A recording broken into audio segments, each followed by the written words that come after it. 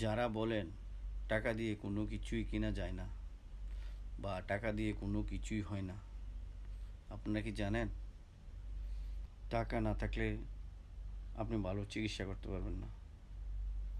টাকা না থাকলে আপনার ছেলেকে ভালো পড়াশোনা করাতে পারবেন না। টাকা না থাকলে আপনি সমাজে ভালোভাবে থাকতে পারবেন না। মা বাবা, পরিবার, সবার সাথে সম্পর্ক টিকিয়ে রাখতেও টাকারই প্রয়োজন। আপনি টাকা দেন, আপনার সাথে সবাই ভালো সম্পর্ক রাখবে, আপনার সাথে সবাই ভালো ব্যবহার করবে। আপনি টাকা দিতে পারবেন না, আপনার সমাজের মধ্যে বা আপনার পরিবারের মধ্যে কোনো দাম নেই। আপনারও দাম নেই, আপনার পরিবারেরও দাম থাকবে না। টাকা থাকলেই আপনি মা বাবার কাছে ভালো ছেলে। টাকা থাকলেই আপনি আপনার স্ত্রীর কাছে ভালো স্বামী। টাকা থাকলেই আপনি ভাইয়ের কাছে আপনি ভালো ভাই।